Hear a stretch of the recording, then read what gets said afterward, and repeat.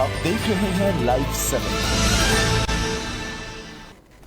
नमस्कार, लाइव 7 विशेष में आपका स्वागत है। मैं हूं ज्ञान रंजन। विशेष में आज हम चर्चा करेंगे अब अंतिम 3 पर दांव। जी हां, झारखंड में 3 चरणों में अब तक 11 लोकसभा सीटों पर मतदान हो चुके हैं। बाकी अब 3 सीटें बची हुई और ये 3 सीटें संथाल परगना की है, दुमका, राजमहल और गोड्डा। इसमें से अगर आप देखेंगे, दुमका और राजमहल की सीट अनुसूचित जनजाति के लिए रिजर्व है, गोड्डा सीट सामान्य है। अगर पूरे रूप से अगर आप देखें, तीनों ही लोकसभा क्षेत्र में 18 विधानसभा की सीटें आती हैं और इन 18 विधानसभा सीटों में 7 सीटें अनुसूचित जनजाति के लिए रिजर्व है, 1 सीट अनुसूचित जाति के लिए रिजर्व है और बाकी सभी सीट जो है 10 सीटें जो है वो जनरल हैं। लेकिन सबसे बड़ी बात यह है कि 2 सीटें जो रिजर्व हैं, चाहे वो दुमका हो या फिर राजमहल हो, इन दोनों ही सीटों का अगर इतिहास देखेंगे, पुराने इतिहास को देखेंगे, तो इन दोनों ही सीटों पर झारखंड मुक्ति मोर्चा का दबदबा रहा है। दुमका में तो गुरुजी 8 मर्तबा लोकसभा गए दुमका सीट से, हालांकि पिछला चुनाव वो हार गए थे। पिछली मर्तबा सुनील सोरेन ने उन्हें हराया था और इस बार दुमका सीट इसलिए हॉट हो गया है कि जेठानी देवरानी के जंग में दुमका सीट को रोचक बना दिया है। अब आप कहेंगे, भाई जेठानी तो चुनाव लड़ रही है, देवरानी से जंग कैसे हो गया? तो भाई साहब, जेठानी जिस तरह से देवरानी के लिए आग उगल रही है, तो देवरानी ने भी पट्टा टांग लिया है, बांध लिया है और सीधे तौर पर जेठानी के खिलाफ नलिन सोरेन के पक्ष में जाकर के आग उगलना शुरू कर दिया है। यानी गुरु जी के घर की आग जो है दुमका संसदीय सीट में पहुंच गई है और वो संसदीय सीट जो गुरु जी के नाम से ही उस सीट को जाना जाता था। 8 मर्तबा जो सांसद रहे हो जिस सीट से, जिस सीट का प्रतिनिधित्व किए हो, 8 बार प्रतिनिधित्व किए हो, और वहां पर हो क्या रहा है, वहां पर गुरु जी की बड़ी बहू और दूसरी बहू जो हेमंत सोरेन, पूर्व मुख्यमंत्री हेमंत सोरेन की पत्नी है, कल्पना सोरेन के बीच जो जंग सा माहौल बना हुआ, क्योंकि कोई भी घटना हो रही है, किसी भी तरह की कोई सूचना आ रही है, तो सीता सोरेन का वाहन सीधे तौर पर कल्पना सोरेन पर चल रहा है।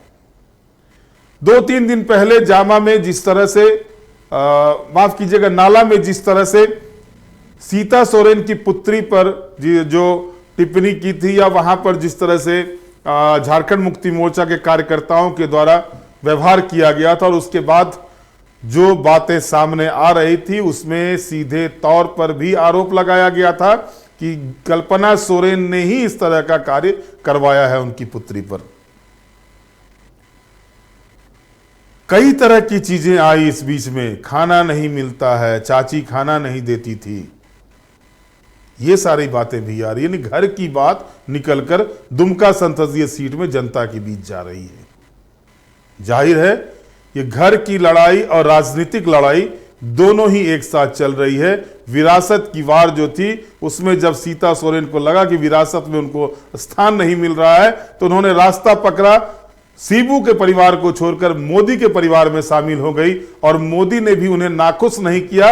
अपने कैंडिडेट की घोषणा होने के बाद उसके नाम को काटकर सीता सोरेन को वहां से कैंडिडेट बना दिया। लेकिन जिस रणनीति के तहत काम की गई थी भारतीय जनता पार्टी के द्वारा, जिस रणनीति को लेकर था कि सबसे बड़े राजनीतिक परिवार के भीतर ही अगर टूट हम कर देते हैं तो इसका फायदा मिलेगा, लेकिन अभी यह कहना कि सीता सोरेन अगर कैंडिडेट हैं तो भाजपा को फायदा मिल रहा है, यह जल्दबाजी होगी। वैसे प्रधानमंत्री मोदी का कार्यक्रम 28 तारीख को निर्धारित है।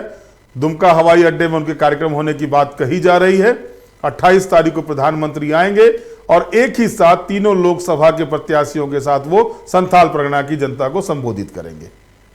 इसका असर क्या पड़ता है? पिछले बार भी 2019 के चुनाव में भी प्रधानमंत्री मोदी देवघर में आकर के चुनावी सभा किए थे और उनके आने का प्रभाव हुआ कि 2014 में संथाल परगना की 3 सीटों में से मात्र 1 सीट भाजपा जीत पाई थी। 19 के चुनाव में वो 1 से बढ़कर 2 हो गई। क्या इस बार ये 3 होगा? क्या मोदी के आने से जो किला पिछले लगातार 2 टर्म से जब मोदी की लहर चल रही है, उस समय भी जो किला राजमहल का ध्वस्त नहीं हो पाया, क्या इस बार ध्वस्त हो पाएगा मोदी के आने से? यह भी एक सवाल खड़े हैं।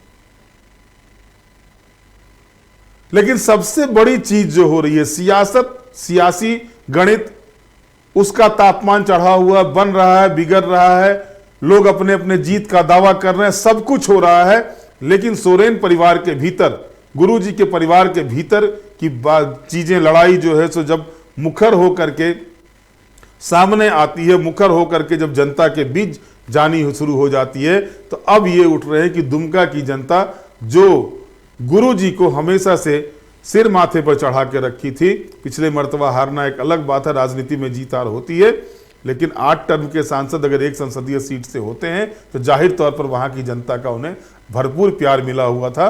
और अब क्या होगा जब एक बहू चुनाव लड़ रही है और दूसरी बहू अपनी गोतनी का, अपनी जेठानी के खिलाफ में मोर्चा खोले हुए है।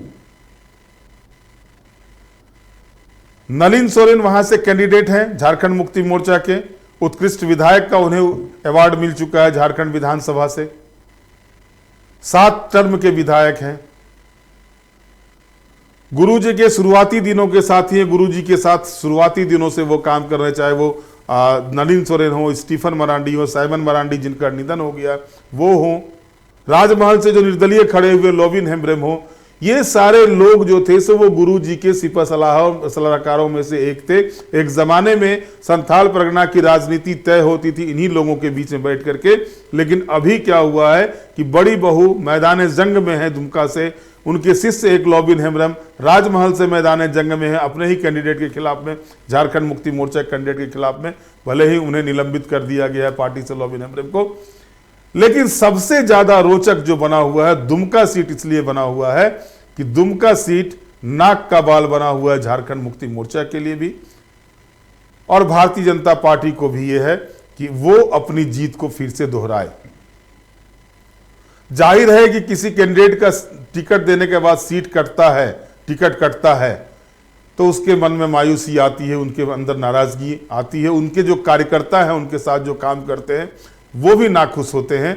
अब इसको कितना पाठ पाई है भाजपा टिकट कटने के बाद से सुनील सोरेन को लेकर के, हालांकि वो कार्यक्रमों में देखे जा रहे हैं। शुरुआती दिन में जब उनका टिकट कटा था तो प्रदेश कार्यालय में जो बैठक हुई थी उसमें भले ही वो नहीं आए थे, लेकिन बाद में देखा जा रहा है वो कार्यक्रम में जा रहे हैं।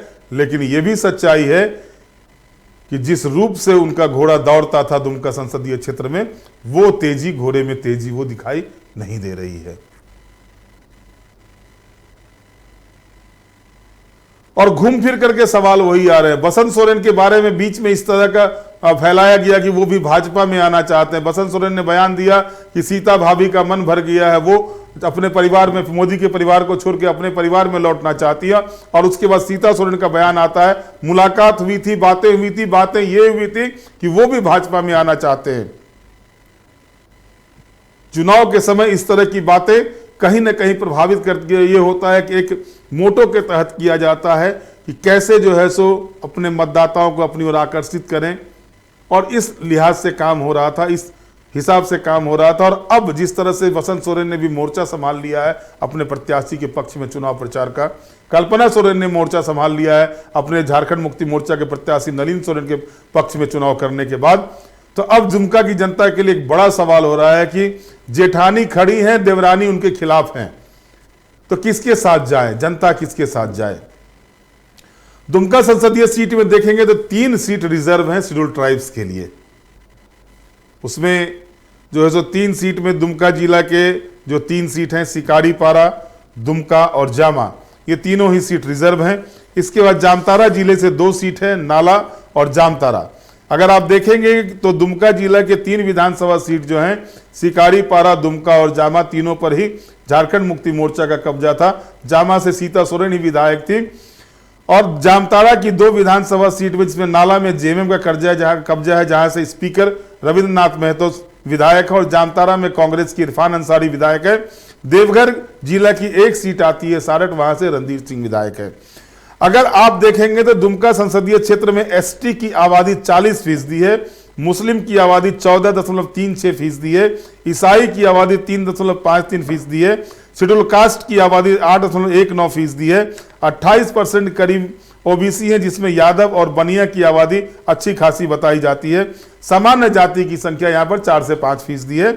संथाली और बांग्ला भाषा भाषी लोग यहाँ पर रहते हैं, और इसमें भी एक चीज है कि बांग्ला को जिस तरह से बांग्ला को लेकर के लगातार राजनीति हो रही थी कि द्वितीय राजभाषा का दर्जा दिया जाए, तो अभी भी जो है सो कई क्षेत्र सटे हुए हैं जो बंगाल से सटे हुए क्षेत्र, वहाँ की मूल भाषा बांग्ला है, वहाँ के ट्राइबल भी बांग्ला भाषा में बात करते हैं।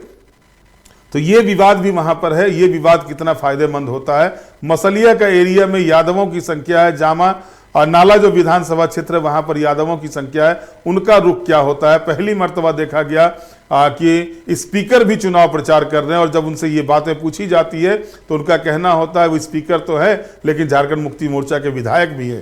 तो पहली मर्तबा ये भी एक चीज झारखंड में देखा गया कि स्पीकर भी लोकसभा चुनाव में जाकर के अपने प्रत्याशी के पक्ष में प्रचार कर रहे हैं।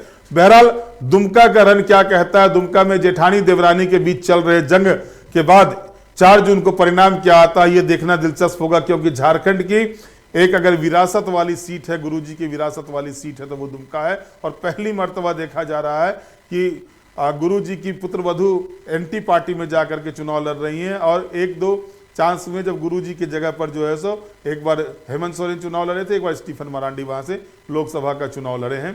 तो गुरुजी की इस परंपरागत सीट पर किसकी विजय होती है, कौन विजय पताका फहराता है, ये देखना दिलचस्प होगा। लेकिन लोगों को, जनता को, मतदाताओं को साफ तौर पर देखने को मिल रहा है कि एक जो सबसे बड़ा राजनीतिक परिवार झारखंड का है, उसके बीच का द्वंद्व सीधे तौर पर चुनावी मैदान में पहुंच गया है। वहीं दूसरी ओर आप देखें, गोड्डा में चौका मारने को बेताब है निशिकांत दुबे। लगातार 3 टर्म से वो 2009 से लेकर के 2019 तक लगातार 3 टर्म चुनाव जीते हैं, और तीनों ही टर्म पटकनियां दी हैं उन्होंने प्रदीप यादव को, जो कांग्रेस से प्रत्याशी हैं। इस बार कांग्रेस पार्टी ने भी वहां पर किया। पहले दीपिका पांडे सिंह विधायक जो महागामा की है उनको टिकट दिया, और उनका टिकट काट के बाद में प्रदीप यादव को टिकट दिया भारी विरोध के बाद। लेकिन एक चीज जो सुखद है प्रदीप यादव के लिए, जिस तरह से लगातार देखा जा रहा था कि फुरकान अंसारी या उनके पुत्र के द्वारा जो है सो जब टिकट नहीं मिला था फुरकान अंसारी को, तो विरोध किए जा रहे थे। पिछले चुनाव में ही देखा गया कि वो झारखंड विकास मोर्चा के कोटे में वो सीट गई थी, प्रदीप यादव वहां से चुनाव लड़े थे, तो वहां पर विरोध प्रदर्शन, विरोध का स्वर उठा था। और इसके बाद से जिस तरह से एक तरफा मुस्लिम वोट होना चाहिए था, वो होने के बाद भी प्रदीप यादव वहां से चुनाव नहीं जीत पाए थे, और काफी अंतर था प्रदीप यादव का। अगर आप आंकड़ा देखेंगे तो प्रदीप यादव पिछले चुनाव में जो है वहां से निशिकांत दुबे से जो हारे थे, उनका हार का आंकड़ा जो था वो, मैं आपको बता दूं कि इसमें हार का आंकड़ा जो था प्रदीप यादव का, वो 2019 के चुनाव में 4,53,383 वोट लाए थे प्रदीप यादव। निशिकांत दुबे को मिले था 6,33,610 वोट, 1,84,227 वोट से वो चुनाव हारे थे। और इसके बाद अगर आप गोड्डा संसदीय सीट के जातिगत आंकड़े को देखेंगे तो MY समीकरण यहां पर अगर एक साथ हो जाता है तो निशिकांत के लिए मुश्किलें बढ़ सकती हैं, क्योंकि इनकी आबादी अच्छी खासी है। 19.12% मुस्लिम आबादी है, और यादवों की आबादी लगभग 14% है। ब्राह्मणों की आबादी यहाँ पर अच्छी खासी है, लगभग 1.5-2 लाख मतदाता जो है सो इस जाति से आते हैं, जिसका समर्थन निशिकांत को मिलता रहा है। शेड्यूल ट्राइब्स के लिए देवघर सीट रिजर्व है, और लेकिन पिछले चुनाव में अगर आप देखेंगे तो सबसे ज्यादा वोट से लीड निशिकांत पांडे दुबे को सबसे ज्यादा वोट से लीड मिली थी, तो वो देवघर विधानसभा का सीट था। तो इस बार यहाँ क्या होता है, जो कहा जा रहा है कि पंडा समाज कुछ बात को लेकर के जो है सो पंडा समाज के अंदर 2 घड़ा बना हुआ है, क्या वो निशिकांत के लिए मुश्किल खड़े कर सकते हैं, ये देखने वाली बात होगी। इस बीच जिस तरह से निशिकांत दुबे ने कहा अगर प्रदीप यादव को टिकट मिलेगा तो वो चुनाव प्रचार में नहीं जाएंगे, लेकिन देखा जा रहा है गांव-गांव वो घूम रहे हैं। और परसों जो 28 तारीख को प्रधानमंत्री मोदी की कार्यक्रम होने हैं, उसमें भी उनको जाना है। बहरहाल ओबीसी की आबादी 35% है, SC 9.64% और ST 21.89%। अभी तक जो 11 लोकसभा क्षेत्रों में चुनाव हुए हैं, अगर उसके ट्रेंड को आप देखेंगे तो उस ट्रेंड में आप पाते हैं कि ST का अधिकांश झुकाव झारखंड मुक्ति मोर्चा या इंडिया गठबंधन की तरफ देखा जा रहा है और यहीं से मुश्किलें खड़ी हो रही है। जो हमेशा से कहा जा रहा था क्लीन स्वीप वाली स्थिति नहीं बन रही है हर सीट पर भाजपा की, जो पिछले चुनाव में देखा जा रहा था, तो उसके पीछे वजह ये हो रहा है कि एसटी वोट को टर्न आउट करने में भाजपा को मशक्कत करनी पड़ रही है और ये जो है सो भाजपा को कहीं ना कहीं घाटे की ओर ले जाता हुआ दिखता है। लेकिन अब परिणाम आने के बाद ही पता चलेगा कि वहां पर क्या स्थिति बन पाती है। हैट्रिक मारने जा रहे हैं विजय हांसदा, जो राजमहल से झारखंड मुक्ति मोर्चा के कैंडिडेट हैं। लेकिन राजमहल में अगर आप स्थिति देखेंगे तो राजमहल का जो गणित है वो गणित अलग ही चीजें बयां कर रहा है। राजमहल में विजय हांसदा 2014 में चुनाव जीते थे, 2019 में चुनाव जीते, 2024 के लिए भाजपा ने ताला मरांडी को, जो पूर्व अध्यक्ष भाजपा के थे, उनको दिया वहां से टिकट। उसके बाद सीपीआई-एम से जो है सो गोपेन सोरेन हैं और निर्दलीय खड़े हुए हैं लॉबिन हेम्ब्रम, जो झारखंड मुक्ति मोर्चा से ही विधायक है। और इसके बाद अगर आप देखेंगे वहां पर जो मुस्लिम आबादी जो झारखंड में अगर सबसे ज्यादा कहीं पर है तो वो आबादी है राजमहल संसदीय क्षेत्र में, जहां पर 35.25% मुस्लिम आबादी है, 7.83% जो है सो ईसाई आबादी है, एसटी की आबादी 34.45% है, एससी की आबादी 4.75% है, 20% आबादी में ओबीसी और जनरल आते हैं, जिसमें यादवों की संख्या अच्छी खासी है। अब इसमें जो स्थिति बनती है उस स्थिति में अगर आप देखें कि कहा जा रहा है कि लॉबिन हेम्ब्रम नुकसान कर रहे हैं। पिछले चुनाव में हेमलाल मुर्मू वहां से भाजपा के कैंडिडेट थे। हेमलाल मुर्मू लगभग जो है सो 1 लाख वोट से 99,195 वोट से वो चुनाव हारे थे। लेकिन इस बार हेमलाल झारखंड मुक्ति मोर्चा में वापस हो गए हैं, लेकिन लॉबिन बिदक गए हैं। अब इसका कितना नफा नुकसान विजय हांसदा को होता है ये देखना होगा। लेकिन अगर उस सीट में आप देखेंगे तो भाजपा को 1998 में सोम मरांडी ने पहली मर्तबा जीत दिलाई थी 1998 में। लेकिन उसके बाद विजय हांसदा के पिता थॉमस हांसदा कांग्रेस पार्टी से जस्ट 1 साल बाद जो चुनाव होता है 1999 का, उसमें वो चुनाव जीत जाते हैं। 2004 में हेमलाल मुर्मू जेएमएम से चुनाव वहां से जीते थे। 2009 में देवीधन बेसरा बीजेपी से चुनाव जीते थे। नहीं, 1957 से लेकर के 2019 के बीच में जितने भी लोकसभा चुनाव हुए हैं उसमें मात्र 2 मर्तबा भाजपा को यहां से सफलता मिली है। लेकिन अन्य समय में अगर आप देखेंगे तो जेएमएम, कांग्रेस, झारखंड पार्टी, इन लोगों का यहां पर जो है कांग्रेस पार्टी का ज्यादा रहा, झारखंड पार्टी भी रहे हैं। तो ये स्थिति है कि इस गढ़ को कैसे करके तोड़ा जाए, क्योंकि मोदी की लहर में भी 2014 और 2019 में इस सीट पर भारतीय जनता पार्टी को सफलता प्राप्त नहीं हो पाई थी। जाहिर तौर पर कह सकते हैं कि जो स्थिति बन रही है, जो सीन बन रहे हैं, झारखंड मुक्ति मोर्चा को यहां से पटकनी देने के लिए भाजपा को विशेष रणनीति के तहत काम करना होगा और यह विशेष रणनीति कारगर होगी या नहीं होगी ये देखना दिलचस्प होगा। अगर उस जगह आप देखेंगे तो बोरियो, बरहेट, लिट्टीपारा और महेशपुर, ये 4 जो विधानसभा के क्षेत्र हैं वो विधानसभा के क्षेत्र झारखंड मुक्ति मोर्चा के कब्जे में है। चारों ही सीटें जो हैं सो वो शेड्यूल ट्राइब्स के लिए रिजर्व है। वहीं राजमहल सीट पर बीजेपी के विधायक हैं अनंत ओझा और पाकुड़ से कांग्रेस के विधायक हैं आलमगीर आलम। तो अगर आप देखते हैं तो विधानसभा बार जो 6 विधानसभा की सीटें आती हैं राजमहल संसदीय सीट में, उसमें से 5 सीटों पर इंडिया गठबंधन का कब्जा है और मात्र 1 सीट पर जो है वो कब्जा भारतीय जनता पार्टी का है। वहीं अगर आप दुमका सीट में देखते हैं तो दुमका में भी स्थिति वही लगभग है। 1 सीट पर भारतीय जनता पार्टी का कब्जा है, 4 सीट पर झारखंड मुक्ति मोर्चा का कब्जा है और 1 सीट पर कांग्रेस पार्टी का कब्जा है। यानी 5 सीट पर यहां भी इंडिया गठबंधन का कब्जा है और 1 सीट पर भाजपा का है। वहीं अगर आप गोड्डा जिला में देखते हैं तो गोड्डा में जो है सो बीजेपी के खाते में 2 सीटें हैं, गोड्डा और देवघर। वहीं मधुपुर जेएमएम के खाते में, उसके बाद पुड़ैयाहाट कांग्रेस के खाते में, गोड्डा बीजेपी हो गया, महागामा कांग्रेस के खाते में, जरमुंडी कांग्रेस के खाते में। तो यहां भी अगर आप देखें 6 में से 4 सीटें जो हैं वो इंडिया गठबंधन के कब्जे में है और 2 सीटें ही मात्र जो है सो वो भाजपा के कब्जे में। देखना दिलचस्प ये होगा कि लोकसभा चुनाव में जिस तरह से लगातार 3 बार से निशिकांत दुबे गोड्डा से जीते, वो चौका मारने के चक्कर में, हैट्रिक मारने के फिराक में विजय हांसदा है। लेकिन दुमका सीट जो है, दुमका सीट पूरी तरह से अगर आप देखें तो वहां पर दोनों ही बल्लेबाज जो है सो पहली मर्तबा संसदीय चुनाव की पीच पर उतरे हैं और इस पीच पर उनका क्या किस तरह का परफॉर्मेंस होता है ये देखना दिलचस्प होगा। लेकिन अगर आप देखते हैं तो सीता सोरेन के लिए फील्डिंग तैयार कर रही है कल्पना सोरेन खुद से वहाँ पर, और कल्पना सोरेन की फील्डिंग किस तरह की होती है, कल्पना सोरेन किस तरह का वहाँ पर मैदान में जो है सो प्लेयर्स को उतारते हैं, फील्डिंग में उतारते हैं, किसको किसको उतारते हैं और किस तरह से वहाँ पर चक्रव्यूह तैयार किया जाता है सीता सोरेन के खिलाफ, ये देखना दिलचस्प होगा। लगातार जिस तरह से गुरुजी के परिवार में ये बातें उठ रही हैं, उसके बाद से ही ये चीज़ें सामने आ रही थी कि दुमका का भविष्य क्या होगा। क्या बड़ी बहू को दुमका की जनता आशीर्वाद देगी?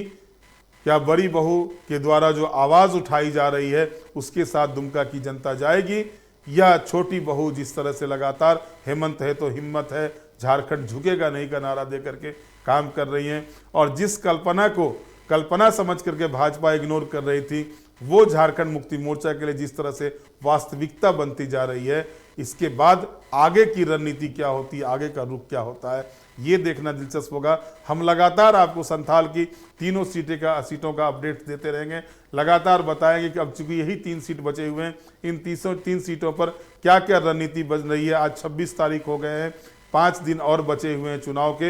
इन 5 दिनों में जो है सो क्या कुछ रणनीति बनता है, क्योंकि अंतिम के समय में जो है सो बहुत तेजी के साथ समीकरण बनते बिगड़ते हैं। उन सारे समीकरणों को आपके समक्ष रखेंगे। बहरहाल आज के विशेष में इतना ही। आप हमारे साथ जुड़े रहें, हमें लाइक करें, सब्सक्राइब करें। बहुत बहुत धन्यवाद। नमस्कार।